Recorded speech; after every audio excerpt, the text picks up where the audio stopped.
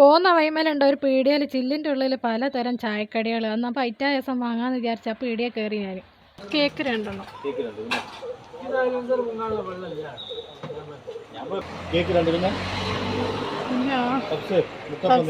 നെയ്യപ്പം, ഒരു നെയ്യപ്പം വേണ്ട, ഇതൊന്ന് നെയ്വട.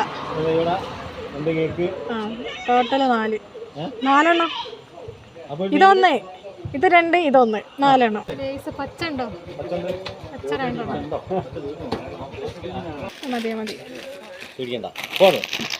എൻ്റെ കാലിൻ്റെ അടുത്തൊരു പൂച്ച ഉണ്ടായിന്, അതിനെ പേടിക്കണ്ടെന്ന് കേട്ടോ അവർ പറഞ്ഞേ. അങ്ങനെ സാധനമൊക്കെ ഞാൻ ഡിക്കിയിലേക്ക് വെച്ച് പോയി. പെട്രോൾ അടിക്കണം, അപ്പോൾ നമുക്ക് ഈ ബൈക്ക് പോകാം.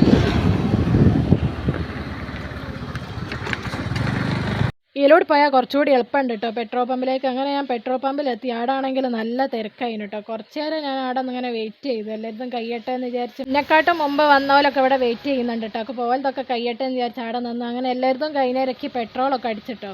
ഈ ചേട്ടനാക്കി പെട്രോൾ അടിച്ചു തന്നു. രാവിലെ അവിടെ വേറെ 2 ചേച്ചിമാരുണ്ടായിട്ടുണ്ട്. ഓലൊക്കെ എൻ്റെ സബ്സ്ക്രൈബേഴ്സ് കേട്ടോ. ഈ പീടിയിൽ നിന്നാണ് ഞാൻ എന്നും മുട്ടായി വാങ്ങുക. എനിക്കറിയാം ഇന്ന് പീടിയ തുറക്കൂല, അതുകൊണ്ടാണ് ഞാൻ നേരത്തെ മറ്റേ പീടിയിൽ നിന്ന് ലേസൊക്കെ വാങ്ങി കയ്യിൽ പിടിച്ച്.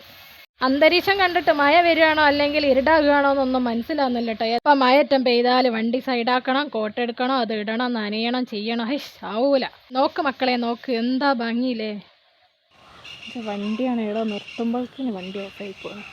ഫുള്ള് റോഡ് പണിയാണ് ഗൈസ്. ഇപ്പൊക്കെ ഒരു കാര്യം മനസ്സിലായി, നേരെ ഇരുടാകുമൊന്നുമല്ല, വലിയൊരു മഴ ഇടുന്നോ വരുന്നുണ്ട്. ഇപ്പം മഴ ചെയ്താൽ എന്തായാലും ഞാൻ കോട്ട ഇടൂല, ഉറപ്പാണ്. എൻ്റെ കാരണം എന്താ അറിയാം, എൻ്റെ പുരയിലെത്താനായി കിക്കി ഇനി കുറച്ച് ദൂരം കൂടി പോയാലും എൻ്റെ പുരയിലെത്താം.